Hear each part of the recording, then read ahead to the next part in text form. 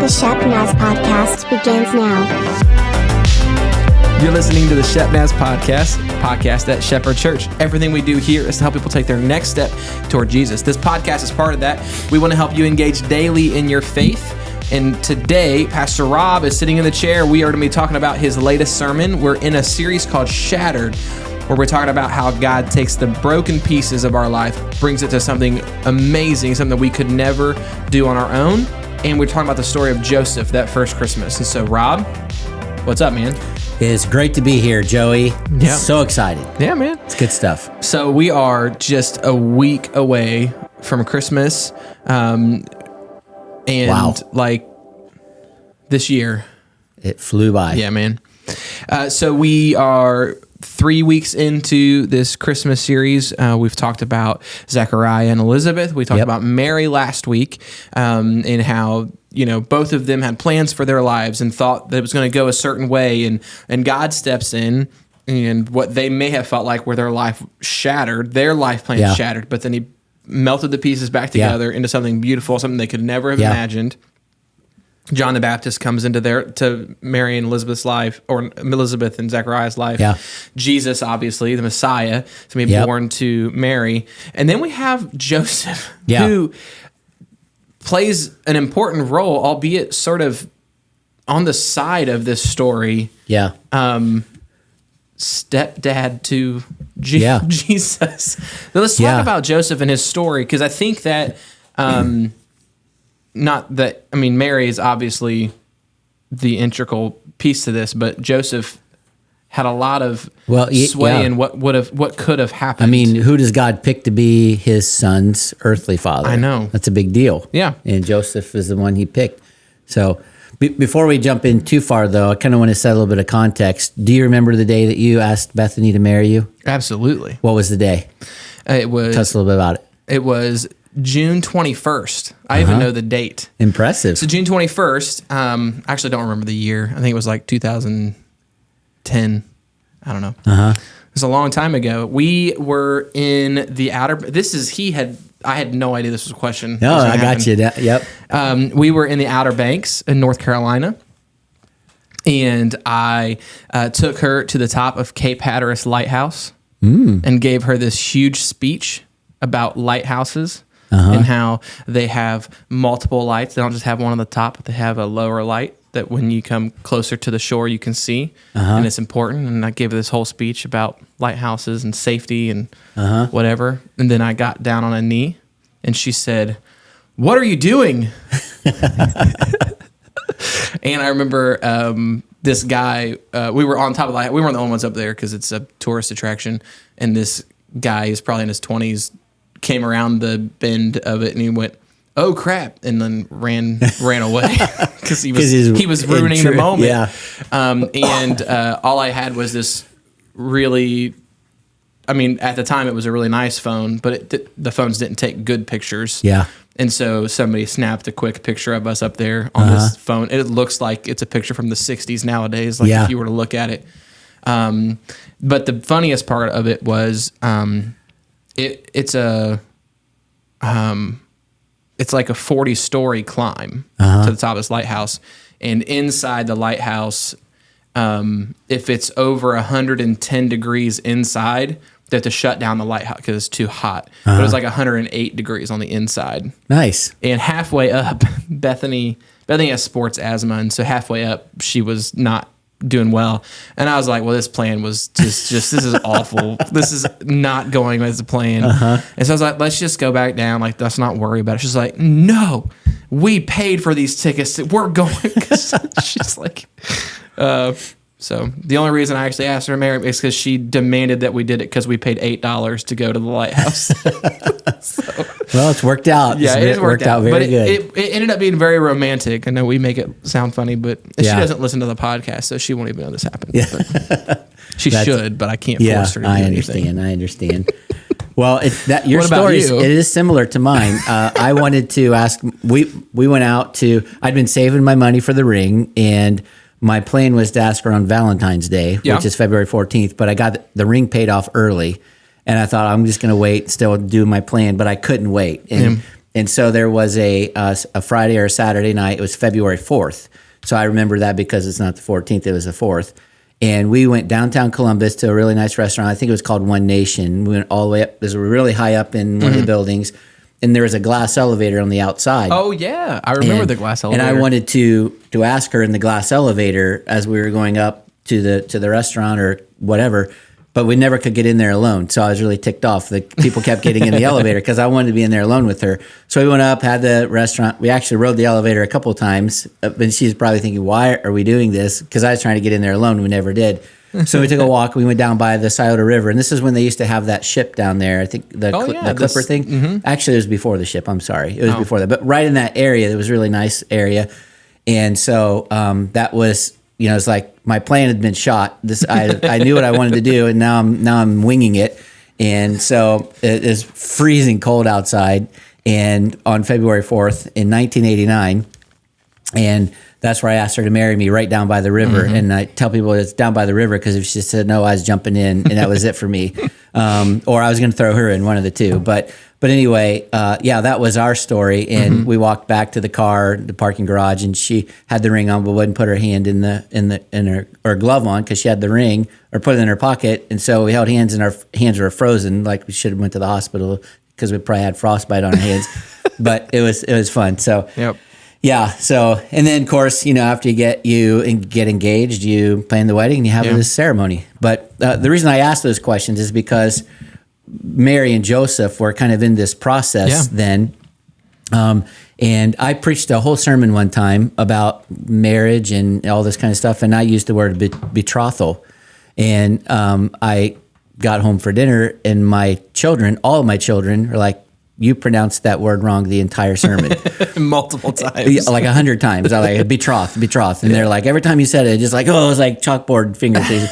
And so I do know now that it's the word betrothed. Yeah. And that I just want to give a shout out to my kids for helping me know how to pronounce words correctly. And that you can grow as a person. Yes. And your children can help you grow. They help me every Sunday after church. So anyway, so there's this process, right, of it's an engagement, but the biblical word is betrothal. And that process is a lot different then than it is now. Now you ask someone to marry. You actually meet someone, you fall in love, you ask them to marry you, and then you plan the wedding. Typically is the order, and then you have the wedding, and it can be a short or a long engagement or whatever. But the process of getting married in Mary and Joseph's days was a lot different. And I'm talking about this because they were what we would call engaged, but they would have called it betrothed. Side statement. Go with the short engagement.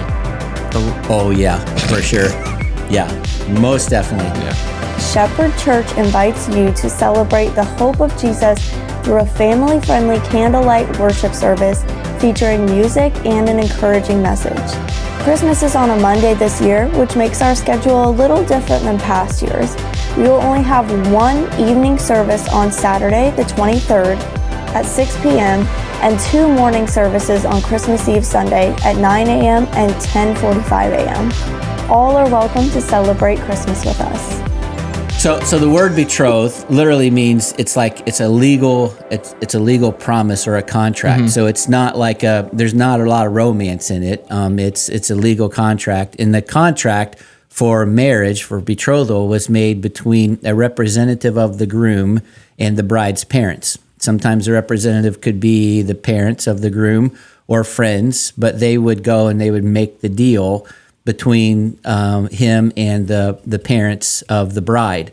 And so sometimes it would be somebody that he liked or loved or whatever, but oftentimes the groom's parents are the ones who picked the bride because the bride was going to be a part of the family clan, and if the guy died, she stayed a part of the family.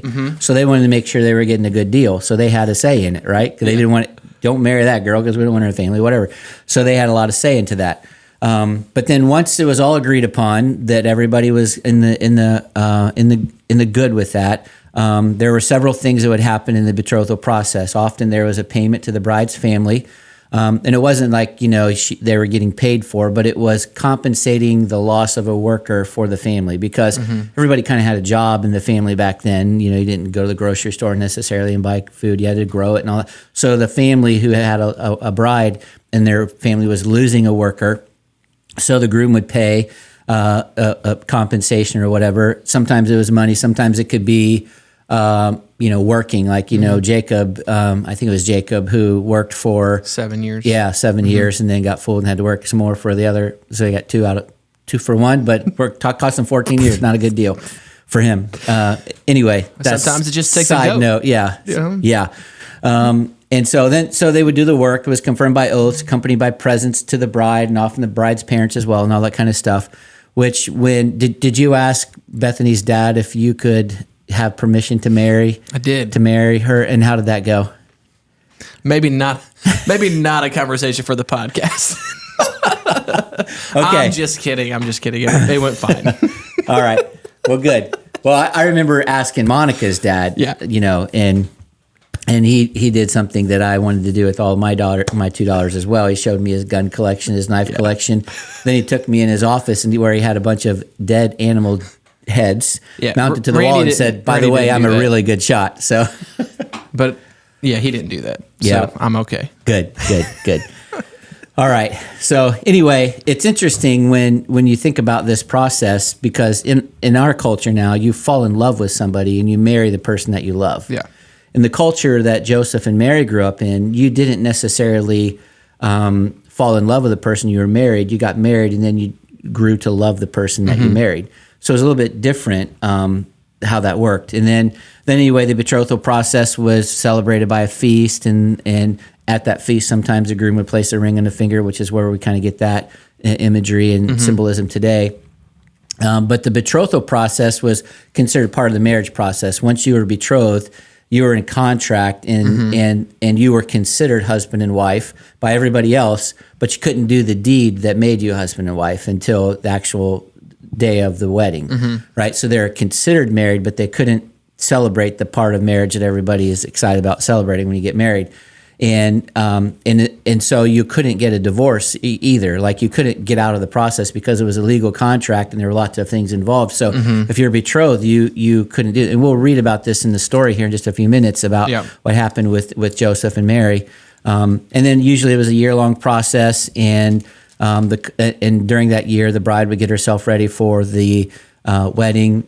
But the groom had a job to do, and the job that the groom had to do was to provide a home for her. And the father often wouldn't say, you're not taking my daughter till you have a place that I approve of, and all that kind of stuff. There's really also some really cool imagery regarding the second coming, with Jesus going and preparing a place to get his for us before he comes to bride. But we're not talking about that. But anyway, it was really cool. And then what would happen is, then when it was time, the groom and his friends would go to the house of the bride, get her and take her to the home that he had prepared. And then the actual marriage part was, so people are gathered for the wedding, and when the groom goes to get the bride, they would go into the home that he'd prepared and consummate the marriage while the guests waited outside. I mean, Matt, that's a little bit of pressure. I mean, I don't know, hopefully there's no children listening to this, but that's a lot of pressure, right? You got to go in there, everybody out there's waiting on you so you can have this celebration, and they all know what you're doing, so it's just kind of a weird deal. And this is where Joseph and Mary were in this process, right? They had done everything. Yeah. Except for consummate the marriage. They had been betrothed. They had been, Mary's looking forward to the wedding. Joseph is working on the home and providing everything. They're in this contract. Everybody sees them together. They know that they're husband and wife together. And then there's this. So Joseph has this picture in his head of what his life is going to be like, right? Yeah. He's like, this is it. So if he has this stained glass image in his mind, he's got it, and then God goes to Mary and says, right, by the way, and then Mary has this conversation with Joseph, and it's like, honey, something I need to tell you. Yeah. And literally what happens is this image that Joseph had painted in his mind of how he wanted his life to go had just been dropped by God and shattered into 1,000 pieces. And so that's kind of where I want to pick it up. And then it's in Matthew chapter 1, verse 18 through 25. And if you could kind of read for us a little bit what happens there. You've heard it before, but it'd be good to just renew and refresh our mind for that. All right. It says the birth of Jesus Christ came about this way. After his mother Mary had been engaged to Joseph, or betrothed, like we said, it was discovered before they came together that she was pregnant from the Holy Spirit. And so her husband Joseph, being a righteous man and not wanting to disgrace her publicly, decided to divorce her secretly. But after he had considered these things, an angel of the Lord appeared to him in a dream, saying, Joseph, son of David, do not be afraid to take Mary as your wife, because what has been conceived in her is from the Holy Spirit. She will give birth to a son, and you are to name him Jesus, because he will save his people from their sins.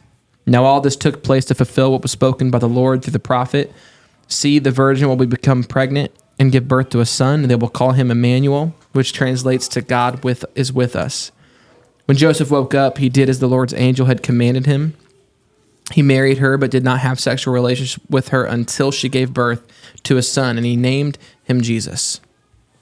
Yeah, so great story. It's like the story of Mary last week. We probably have heard the story and read it and thought, that's just the way it happens. It's really cool. Yeah. But let's jump into Joseph's life for a moment and think, wow. Yeah, I think sometimes his life we read just it so much. Yeah. And we sing about it in like children's songs that we don't stop to think these were real people. Yeah. This is a real situation that happened. It's a big deal. Yeah. And there's consequences for all of this kind of stuff. So last week we talked about how God chose Mary, and the angel came and spoke to Mary and saying that she was favored. Mm-hmm. And that word favor literally means that she was getting something she didn't deserve. So Mary didn't earn, she didn't qualify to be the best person or whatever. But think about this, God had to choose someone who would be the earthly father for his son. Yeah. And not that the job that a mother does is small, but I'm thinking God's choosing his replacement on earth for who's going to be his earthly father. And I just feel like that's a big deal. And so I thought it was interesting to maybe look at what was it about Joseph that made God choose him, right. and why was it that God knew that when Joseph heard this was devastating news to hear that your wife is pregnant. Or not really your wife, but your fiance is pregnant in those days, because it was just that's not how it worked. You could we'll talk later, but there was penalties for that were deadly, and so God had to choose someone who would not overreact or respond to this, but listen. And so there was a specific kind of person I think that he was looking for. Yeah. We're going to wrap up our episode there today. We're going to catch up back with Pastor Rob tomorrow as we finish up our conversation on the story of Joseph. We hope that you'll tune in for that. If you have any more questions, you can get a hold of us, podcast@shepnaz.org. As always, thanks for listening. Have a great day. This podcast is a production of the Shepherd Church of the Nazarene, Gahanna, Ohio. Email to podcast@shepnaz.org and let us know what you think.